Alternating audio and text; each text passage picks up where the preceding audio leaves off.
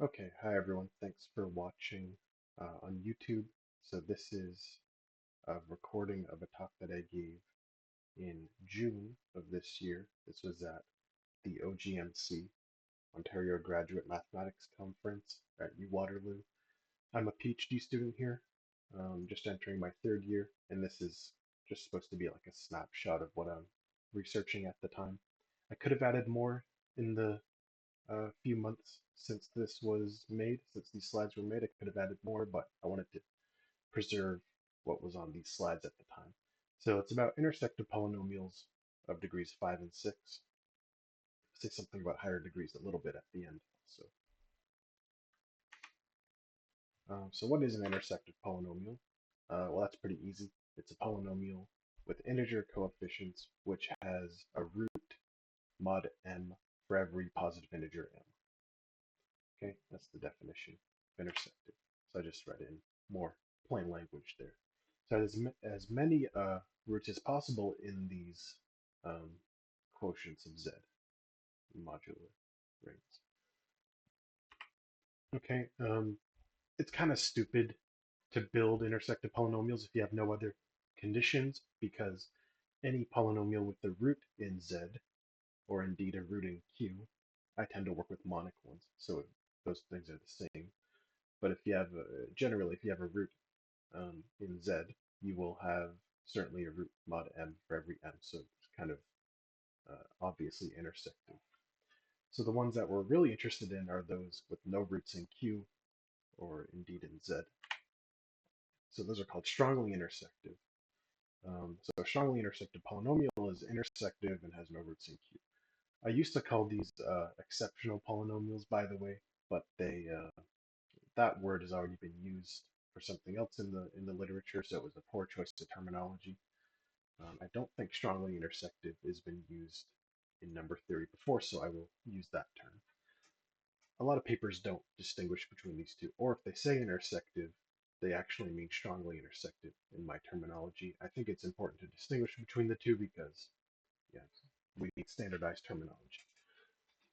Even so, a lot of people aren't actually using the term intersective. They're just writing, say, in their abstracts, they're writing, it's let's consider polynomials with roots mod m for every m, or they're writing, let's consider polynomials with roots in qp, the p-adics for every prime p, which is the same thing as intersective, but the terminology hasn't been widely adopted.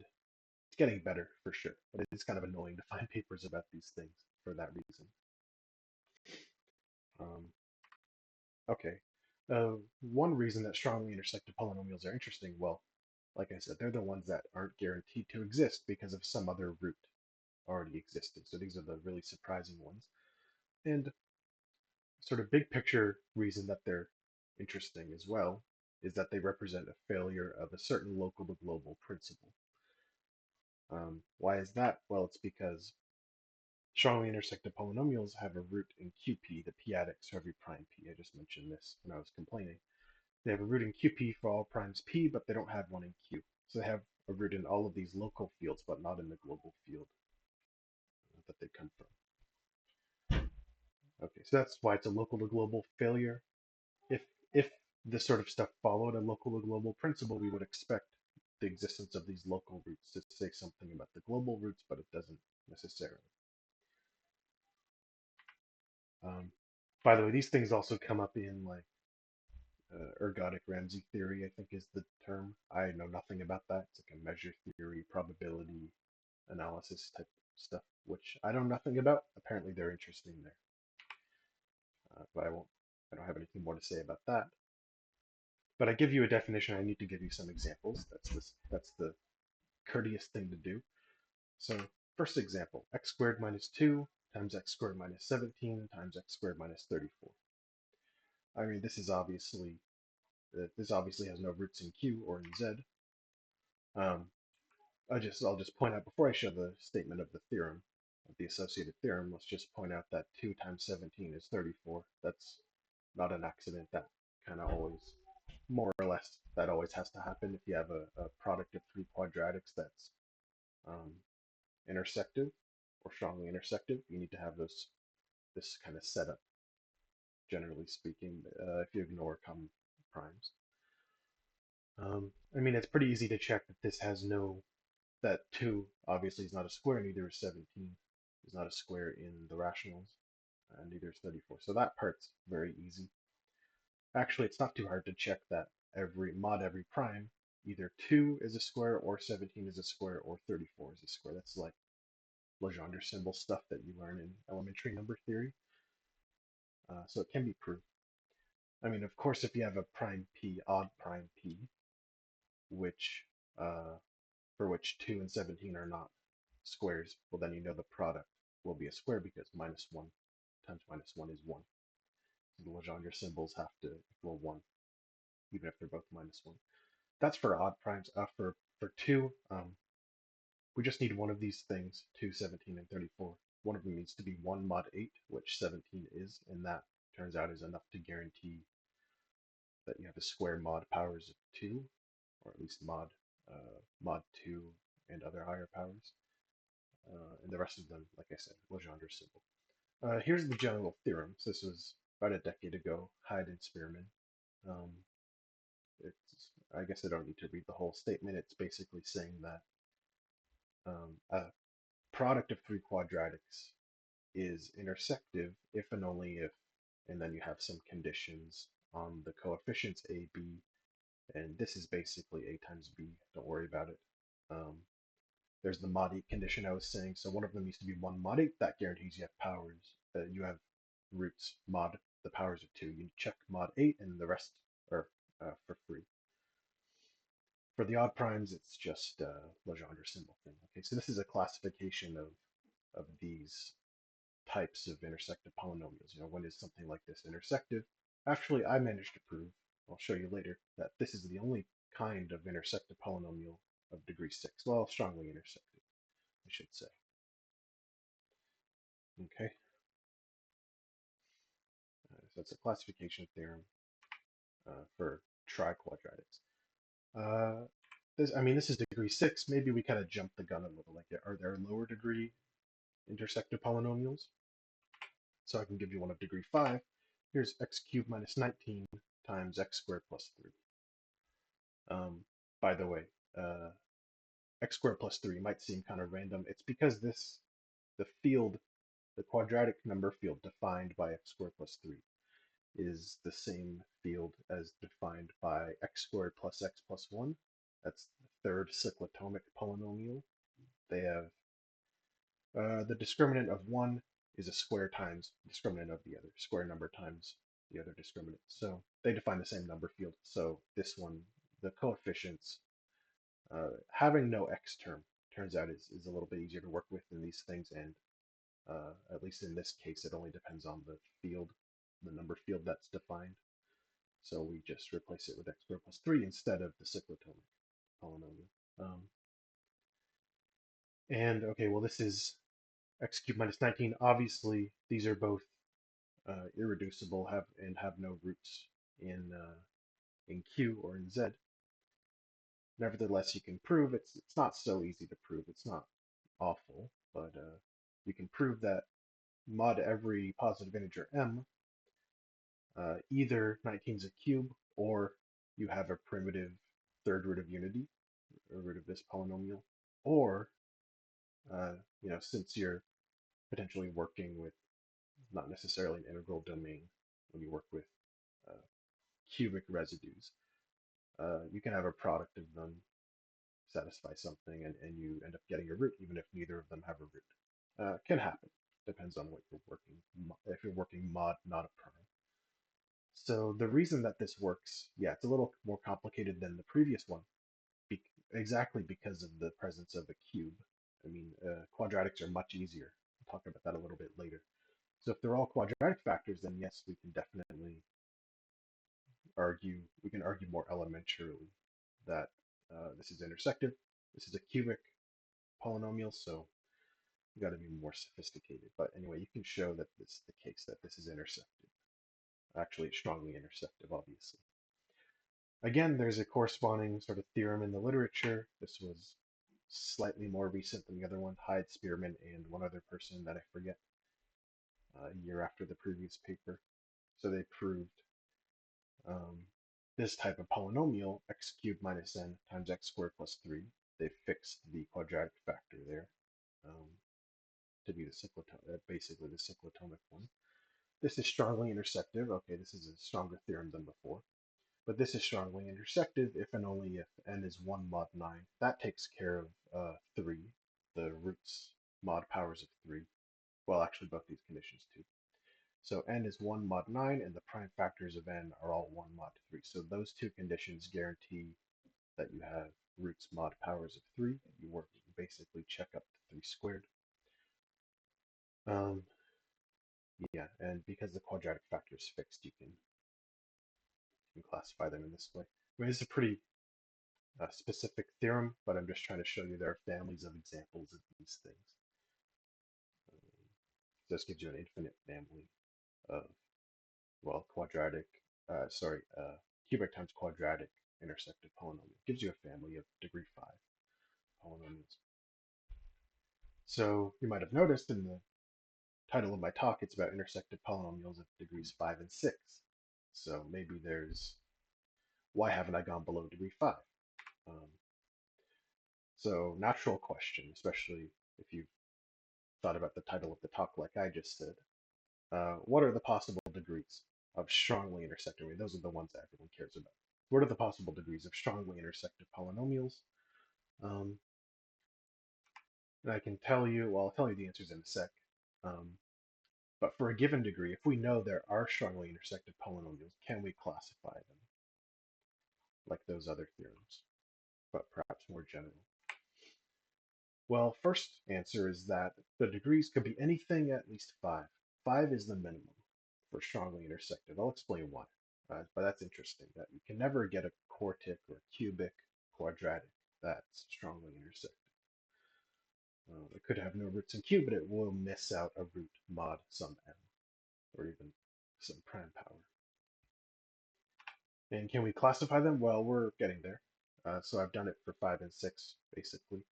I think it gets harder for higher degrees, of course, but um, I think it's possible for lower degrees anyway. So we need some more high-powered polynomial theorems, and one natural place to turn to is Galois theory.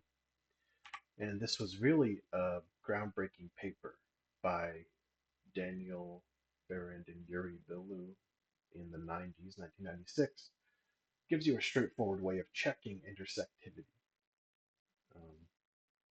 Gives you almost an algorithm. Well, it is an algorithm in a sense. So before I show you the statement, because there's a lot of notation, I'll just show you the idea. So if I have a polynomial p of x with integer coefficients being intersective, having roots mod every m, that's equivalent to the following two things. First, you need to cover its Galois group. Galois group of the polynomial over Q, right? So the Galois group of its splitting field. You need to cover that by conjugates of certain subgroups, or proper subgroups, and there are a certain specific family that you want to use. So I want to cover a Galois group, a finite group, by conjugates of some of its proper subgroups, and this is a well-studied problem. I mean, it's certainly not close to being solved, but this is something to dig our teeth into. There's a body of work about these sorts of things, covering finite groups by conjugates. And so intersectivity is equivalent to having the first thing about the Galois group and the second thing as well, which is checking for roots mod finitely many prime powers. So the significance here is that it reduces the work of finding an intersective polynomial to finitely many conditions. Galois group covered by conjugates, well, technically you could do that by checking each element in each subgroup. It might take a long time, depending on the degree, but it's a finite number of calculations. Similarly, we only look for roots modulo finitely many prime powers, so finitely many primes, and only we cap the power that we need to check for each given prime. So if we can check both of these, then that's equivalent to intersectivity. So it's an amazing theorem. And this was actually before the terminology was around, by the way, or at least before it was popular. So this is one of those papers that just says polynomials with roots modulo all integers or something. Okay, so let me explain a little more. So part two especially. So we're checking for roots mod finitely many prime powers. First of all, which primes? And well, they're the ones that you would expect, right? They're the ones that divide the discriminant of the polynomial. In other words, I mean, if you think of this in terms of number field, it's the ramified primes of the splitting field of the discriminant. Rational primes that ramify in the splitting field of P. And which powers? Um, I won't say too much about this, but it is it's a specific power that is given to you by Hensel's lemma. There's a sort of strong version of Hensel's lemma that you need some condition on the valuation of the p-adic valuation of the polynomial and its derivative. You need some condition, and so if you can check until that condition, then Hensel's lemma takes care of the rest. It's a definite bound on the power, and it's a specific finite group of primes that we need to check. So this is a really amazing theorem. Let me show you the precise statement now. We're ready for it. So it depends on the irreducible factorization. We'll come back to this. You might have expected, well, anyway, we'll come back to this. Let's factorize p of x as h1 all the way down to hn. That's the irreducible factorization over q. By the way, we can assume that the coefficients of p are coprime. Otherwise, you can just divide it by the GCD of the coefficients. So they're all coprime. You can factorize it over q. Let's let L be the splitting field of P over Q. In other words, that's the Galois group of P over the rationals. And G, well, G is the Galois group I just said.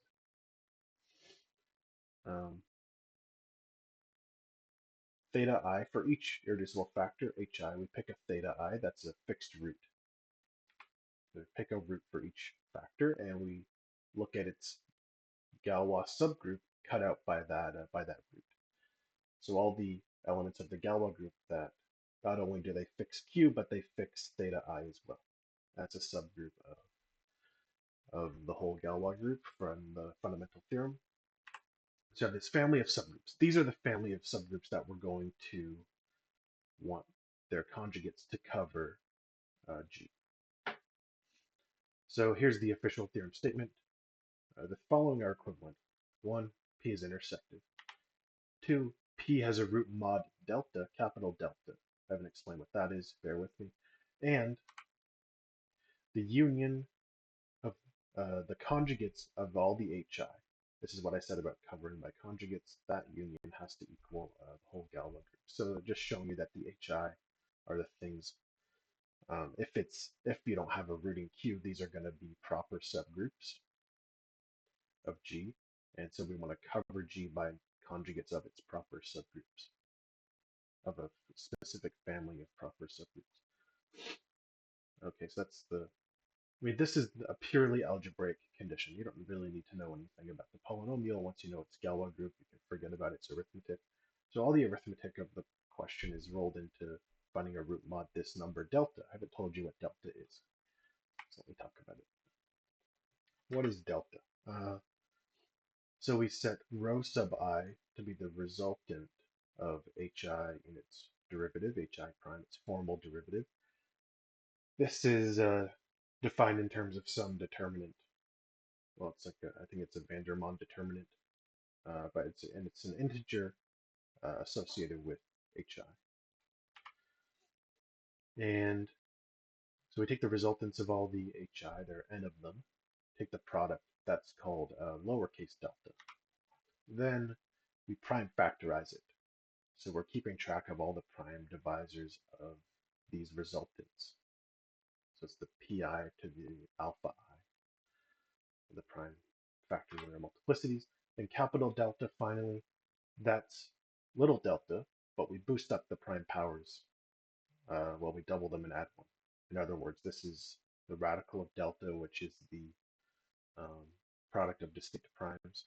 We take radical of delta times delta squared. If you want to think about it in a compact way, that's what it is. Now I said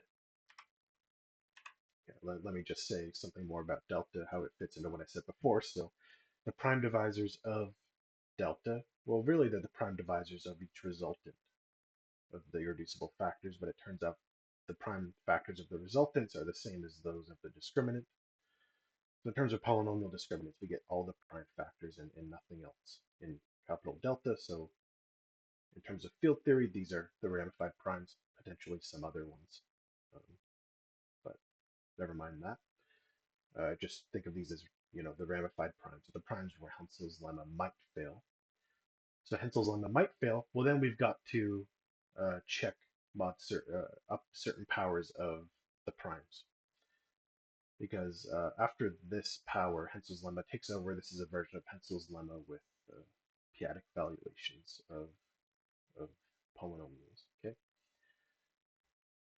Okay. And again, I'll just emphasize this is a finite amount of work, right? Each hi is finite. G itself is also finite. So this is a finite amount of computation, and same with this mod delta. It might not be easy, depending on the number of primes and how high the power is there. It might not be easy, but it is algorithmic.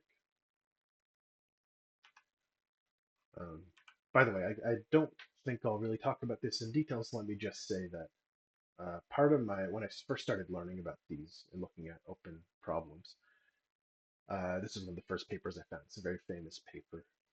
Um, People are still like citing it today in this area. I wanted to try to implement this. I'm still doing it. I think it's not that hard to do actually. I'm just a novice in computer science, but I wanted to implement this in say GAP or PARI. I'm not sure which one. Sage, PARI, and GAP. I'm probably going to use GAP when it's done. But I want to implement this so you can type in a polynomial with integer coefficients and you can check whether it's intersective. That would be really nice. At least I can check the Galois-theoretic condition. That's the easy part in GAP at least. That's some one direction you can go in once you see that theorem. Let me talk about some easy corollaries. Uh, so if P is strongly intersective, then P is reducible over Q. It has to be reducible. I mean, it's strongly intersective, so it has no roots over Q. Nevertheless, it's reducible, so it has to factor into some quadratic or higher factors, or linear factors. And that's consistent with what we saw. And it's easy to see why this is inevitable. So what's the explanation? Well, a finite group is never covered by conjugates of a proper subgroup. That's the main idea, and it's all group theoretic. Just by pure group theory, we know that we need at least two irreducible factors of P. Because you'd be trying to cover a finite group by conjugates of a proper subgroup, proper because it's strongly intersective. And that can never happen. It's not too hard to show that. Another nice, so this explains what I said about the minimum degree being 5. And that comes from the Berend and Bilu result. Why is that? Well, really, you just check possible Galois groups. Well, now we know that P has to be reducible. Check the possible Galois groups of reducible quartics, cubics, quadratics. You find that they never satisfy that group theoretic condition. They can never be covered by conjugates. Reducible polynomial of degree 5, that's when you start finding Galois groups that can be covered by conjugates, and indeed there are examples where it happens. So this is just brute force. This is some nice consequences. So it's a very powerful theorem. Let me just say that, for example, then x cubed minus 19 times x squared plus 3, that was an example we saw before. It's minimal in terms of degree. It has to be at least degree 5, and it's degree 5. And it's minimal in terms of the number of irreducible factors. It has to have at least 2 irreducible factors. It's close to minimal. I think it is close to minimal, if not exactly minimal, in terms of the size of the coefficients. Well, if you replace this with the cyclotomic version, I think it will be minimal in terms of the size of the coefficients. But it's minimal in both of these senses first. Okay, so this gives you a way in to classify these things. We've already started looking at the degree and the factorization shapes. So what else can we say with that theorem? Let's just classify strongly intersective quintics. And we do this by their possible Galois groups. So can we write down all strongly intersected quintics? And basically, yeah, we can. If P is integral coefficients, let's just say they're coprime for ease of argument. If that's reducible, degree 5 quintic, with no roots in Q, so it has a chance of being strongly intersected. Well, it's possible Galois groups over Q are C2 cross C3, product of cyclic groups. Could be C2 cross S3 or it could be S3. See, Galois groups are kind of funny when they're reducible. So it's a subgroup of C2. Well, what are the possible factorizations of a quintic? It's got to be quadratic times cubic because anything else has a linear factor.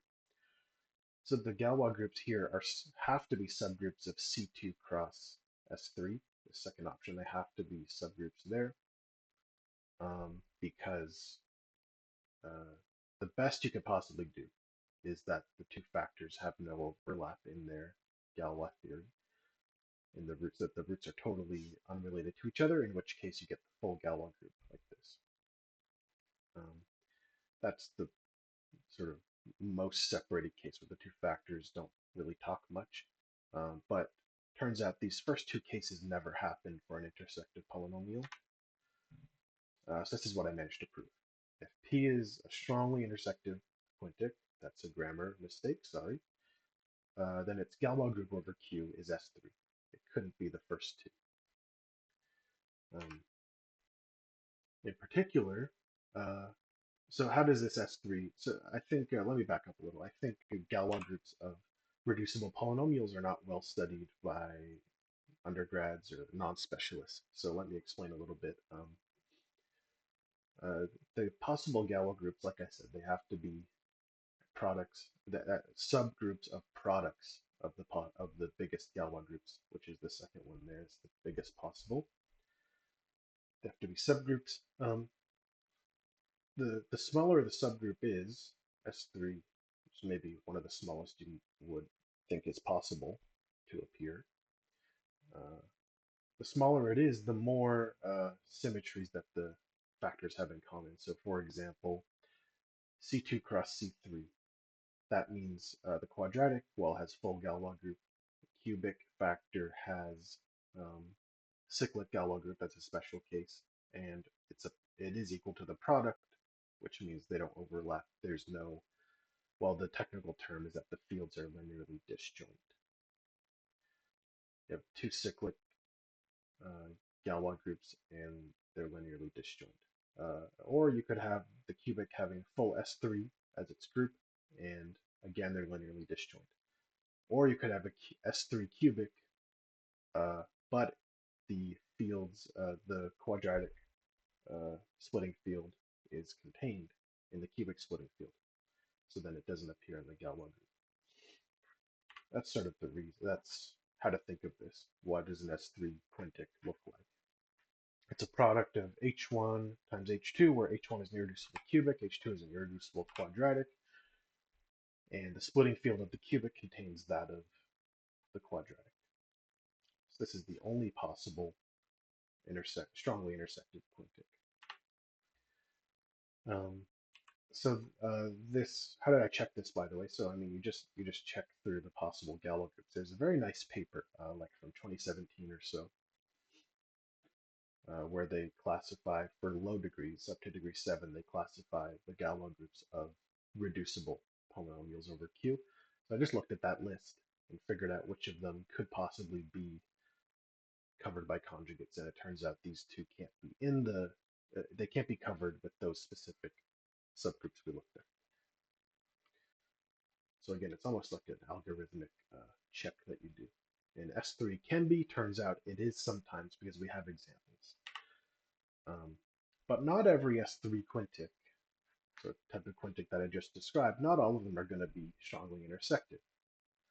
Let me show an example. X cubed minus 5 times x squared plus 3, that's our classic, basically cyclotomic there. And x cubed minus 5, it was 19 before, and the one that actually does work. So when it's x cubed minus 5, this quintic has no roots mod 25. mod 5 squared. Um, yeah, so you can think about why this works. Why does this cubic have S3 as its Galois group? But it does, and moreover, it contains it's called the Eisenstein numbers, right? Q adjoining root minus 3. This is an S3 quintic.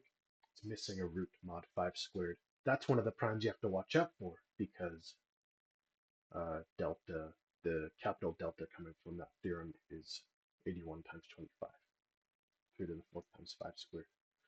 And this breaks down at 5 squared.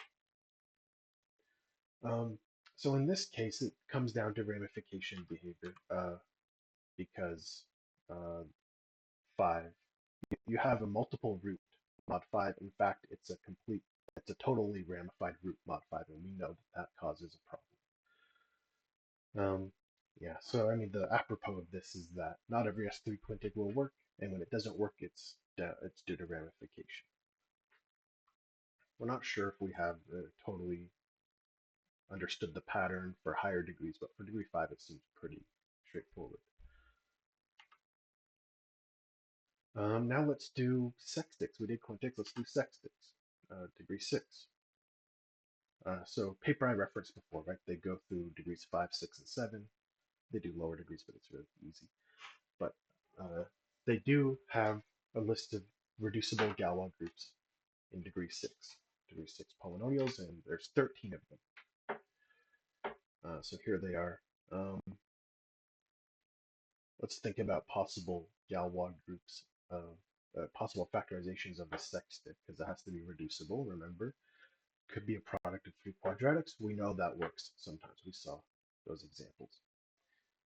It could be a cubic times a cubic. That would be something like an S3 squared down here at 13. By the way, a product of 3 quadratics, that's C2 cubed. A cyclic group of order 2, cross itself 3 times. That's the one that actually works. And I will show again that that's the only one that works. You could also imagine S3 squared, right? That's the product of 2 S3 cubics, or product of 2 cyclic cubics, like option 10 there. So hopefully some of these groups seem reasonable that they could appear.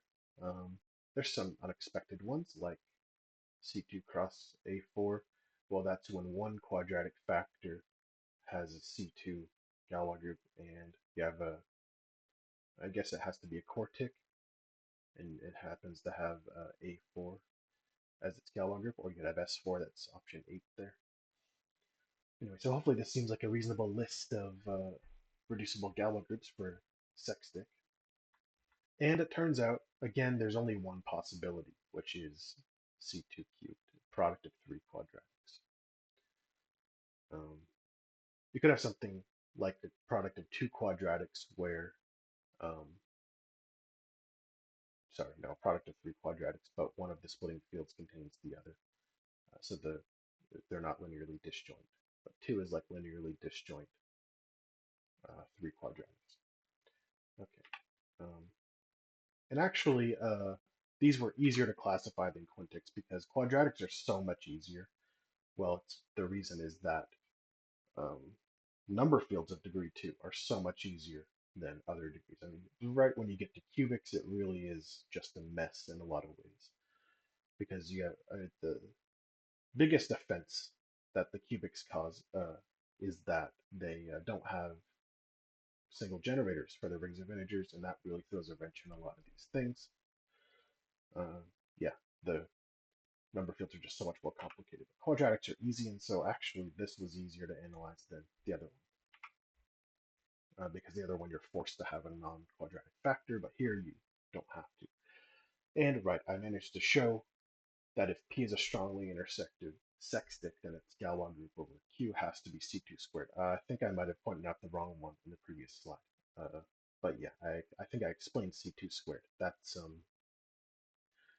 product of 3 quadratics, but the splitting field of 2 factors is not linearly disjoint from each other. And this is the pure Galois theory, We're saying if it's a strongly intersective sextant, then here's its Galois group. Says nothing about the root's mod delta. Remember the actual arithmetic content of the polynomial. We haven't said anything about that. That's covered actually by a more recent paper, 2022, by Mishra, who's a colleague I've been in touch with about this stuff. He's one of the current people really producing papers on this stuff. And um, like I said, this algebraic characterization complements his arithmetic analysis. So let A1 down to AN be at least 3. So you need at least 3 because of the degree considerations I said. Distinct, non-zero, square free. So the usual stuff for irreducible polynomials. Then the polynomial x squared minus a1 down to x squared minus an, bunch of quadratic factors, is intersective if and only if the following. I don't know, I don't really want to go through this. It's not really that illuminating. I'll just say it's a bunch of Legendre symbol stuff, more or less. There's no explicit mention of Legendre symbol, but that's how you prove it. Like you need a certain relation among whether A1 is a square mod odd primes, or is A2 a square mod odd primes, and stuff like that. And the one mod 8 condition, again, is to handle the even prime. Yeah, so I've covered the algebra, the Galois theory constraints, and now Mishra has talked about the sort of arithmetic information that you need. That's nice, and it's explicit. Uh, there's no ramification. It's more elementary, which is nice. I don't think there's anything like this for degree 5 elsewhere in the literature, so that's why the degree 5 result is harder, but also exciting. Oops. Um, that's the last of the slides. I just want to mention you're kind of a captive audience, right? I don't have a time limit as strict as when I was doing this in OGMC.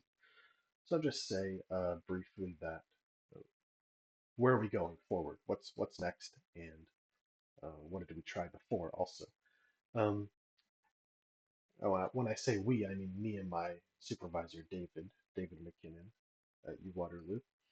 What have we tried? So first, very first thing we tried was to count the density of these intersective polynomials. Berend and Bilu, the original paper I mentioned, where they do that Galois theory condition, those two authors in that paper have a density count for, well, I don't need to get into it, I guess. They have a density theorem that they proved about these polynomials. Well, it's more or less the density of, for a given polynomial, what's the density of primes where it has a root. Uh, and we kind of wanted to start by answering the dual of that, which is given a fixed degree of a polynomial, what density of polynomials are intersective or strongly intersective. That was yeah, kind of the dual of the Berend and Bilu problem. And turns out that was much harder, much more subtle than we thought.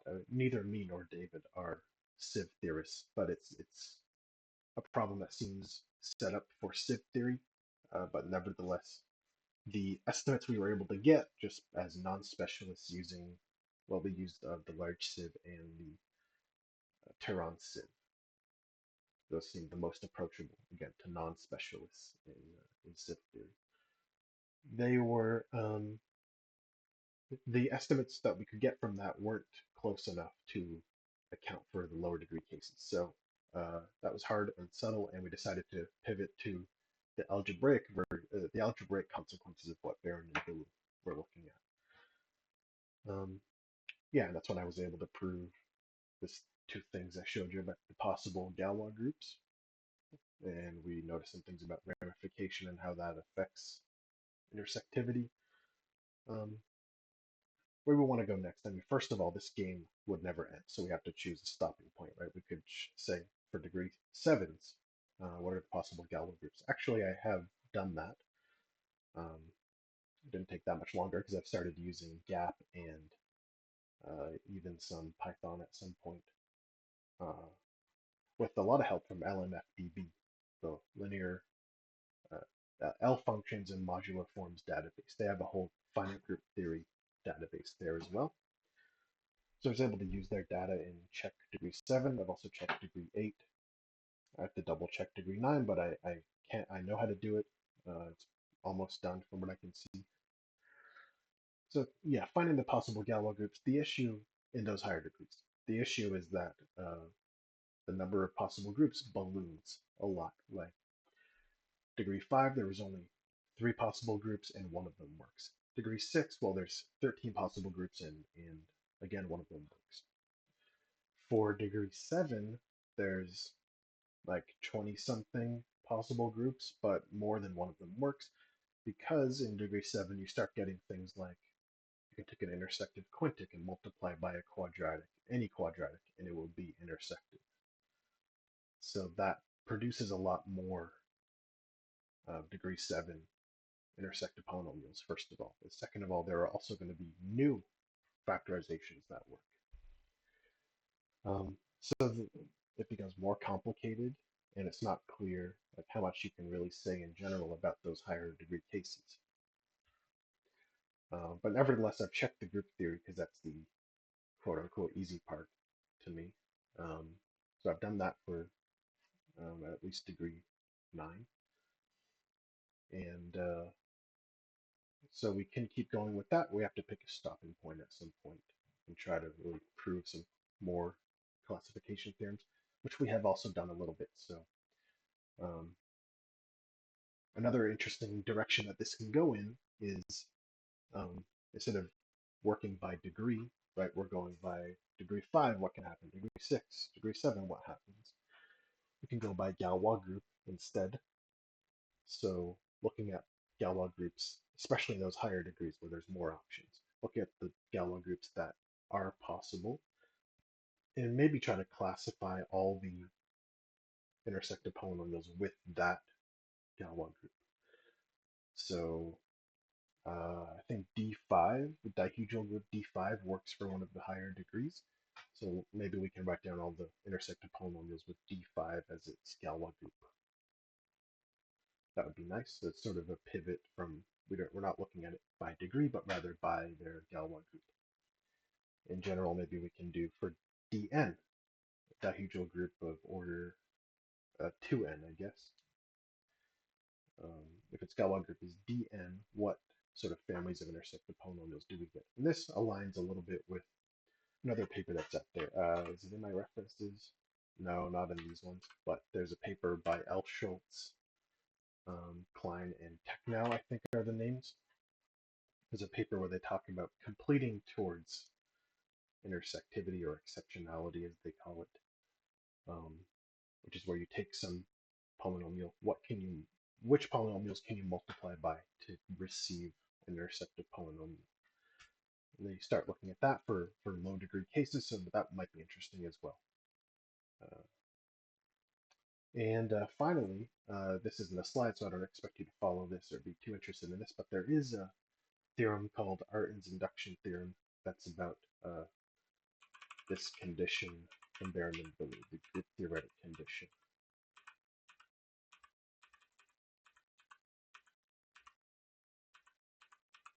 A lot of slides. Okay, there we go. This Galois-theoretic condition of covering a group by its conjugates of a family of subgroups. That actually turns out to be exactly related to a group representation theory theorem called Artin's induction theorem, or Artin's theorem on induced characters.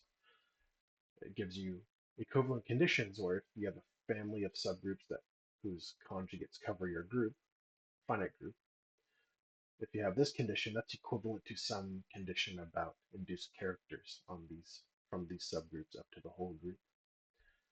Well, it says that this condition is satisfied by the HI if and only if every character, every complex character on G is spanned over the rationals by induced characters on the HI. So I want to get a character on G. Well, I take induce characters on the HI, I take some rational combination and I will get that character on G. That's a very special property that families of characters can have, and Artin was studying it because of wanting to understand some very specific things about Artin L functions. And the theorem is highly underused, but it seems to really exactly fit the bill for this because we're looking at it's a character theoretic way of stating this part of the result. So, if we can state the thing about having roots mod delta, which encapsulates the ramification theory of a polynomial or a number field, we can rephrase that part in terms of representations and characters. Then we've got a character theoretic version of the same theorem. And well, it's no secret that characters are very successful at answering questions about finite groups. So that would I feel like that would lead to a lot of new advances. Um, okay, anyway, I've talked more than enough. I kind of went on a rant at the end here, but I'll just put my references up. So these are all the papers I referenced.